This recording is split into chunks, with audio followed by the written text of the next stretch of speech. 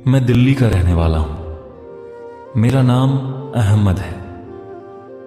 एक दिन मुझे एक जरूरी कॉल करनी थी, लेकिन गलती से मेरा कॉल किसी और नंबर पर चला गया। जब मैंने कॉल की तो दूसरी ओर से एक लड़की की आवाज आई, जिसकी आवाज इतनी खूबसूरत और प्यारी थी कि मैं सुनते ही उसका दीवाना हो गया।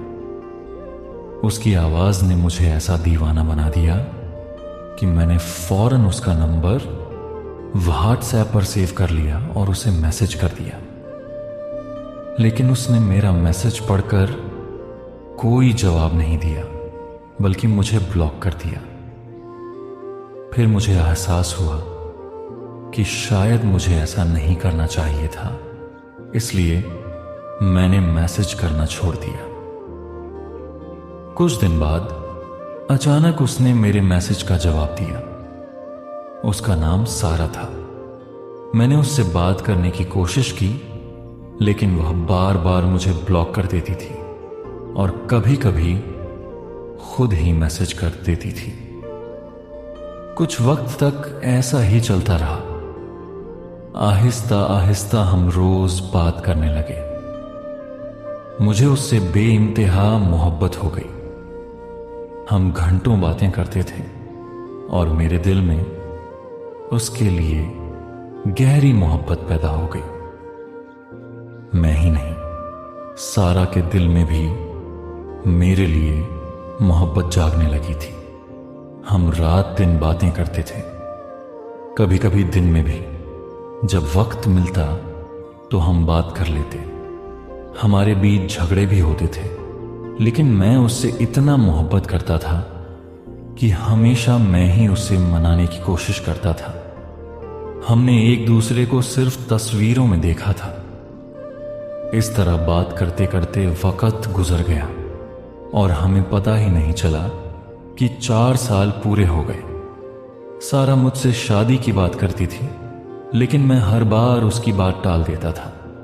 वह कहती, घर में हमारी शादी की बात करो, लेकिन मैं ऐसा नहीं चाहता था कि मैं उसका बोझ बनूं, क्योंकि मैं कैंसर जैसी सख्त बीमारी से जूझ रहा था।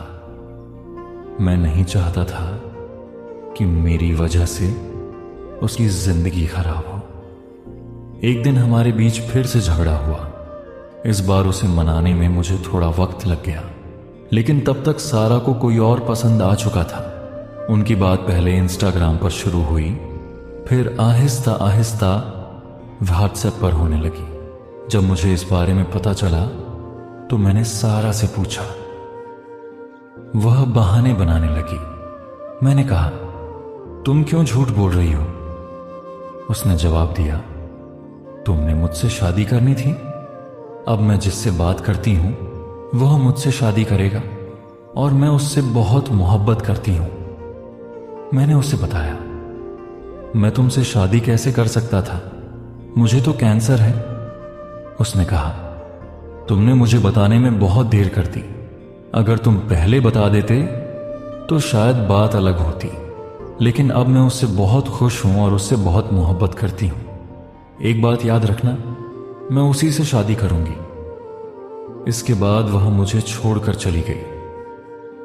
मुझे समझ नहीं आता कि उसने हमारे 4 साल के प्यार को 2 महीने में कैसे भुला दिया। उसने किसी और से मोहब्बत कैसे कर ली?